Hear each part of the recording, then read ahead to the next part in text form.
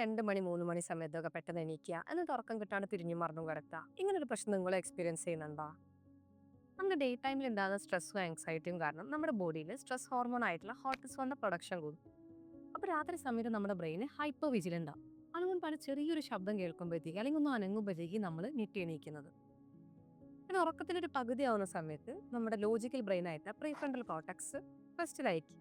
പക്ഷേ ഇമോഷൻസിനെ മാനേജ് ചെയ്യുന്ന അമിഗ്ദാല ആ സമയത്ത് ആക്റ്റീവ് ആയിരിക്കും.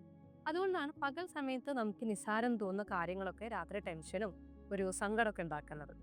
അതായത് ഒന്ന് വാഷ്റൂം പോവാൻ വേണ്ടി എണീക്കുമ്പോൾ, ഒന്ന് വെള്ളം കുടിക്കാൻ വേണ്ടി എണീക്കുമ്പോഴത്തേക്ക് പെട്ടെന്ന് ഈ തോട്ട്സ് കയറി വരും. അയ്യോ, നാളെ ഞാൻ ആ കാര്യം എന്ത് ചെയ്യും, അതിങ്ങനെ ചെയ്താൽ മതിയായിരുന്നു എന്നൊക്കെ തോട്ട്സ് വരും. അപ്പോൾ നമ്മുടെ ബ്രെയിൻ എന്ത് ചെയ്യും, പൂർണ്ണമായിട്ട് ആക്റ്റീവ് ആവും. അങ്ങനെ നമുക്ക് ഉറക്കം നഷ്ടപ്പെടുകയാണ് ചെയ്യുന്നത്. സ്ട്രെസ് കാരണം 2-3 ദിവസം ഇങ്ങനെ എഴുന്നേക്കും. പക്ഷെ പിന്നീട് സ്ട്രെസ് ഇല്ലാണ്ട് ഇതേ സമയത്ത് എഴുന്നേക്കാൻ തുടങ്ങും. ഇതിനെ കണ്ടീഷൻഡ് അവേക്കിംഗ് എന്നാണ് പറയാം. അതായത് ബ്രെയിന് ഇതൊരു ഹാബിറ്റ് ആയിട്ട് മാറ്റിയിട്ടുണ്ട്. നമ്മുടെ ഉറക്കത്തിന്റെ സ്വാഭാവികമായ താളം, അതായത് സർക്കാഡിയൻ ഋതത്തിൽ മാറ്റം വരുന്നതുകൊണ്ടാണ് നമുക്ക് സ്ലീപ്പിന് ഇങ്ങനെ ഒരു ഇഷ്യൂ വരുന്നത്.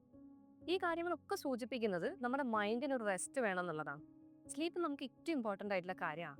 അതുകൊണ്ട് തന്നെ ഈ സ്ട്രെസ്സും ആങ്സൈറ്റിയും ഒക്കെ മാനേജ് ചെയ്തിട്ട് നമ്മുടെ ഉറക്കത്തിൽ ഒരു കൃത്യമായിട്ടുള്ള ക്രമം കൊണ്ടുവരാൻ വേണ്ടിയിട്ട് ശീലിക്കുക എന്നുള്ളത് ഏറ്റവും ഇമ്പോർട്ടൻ്റ് ആണ്.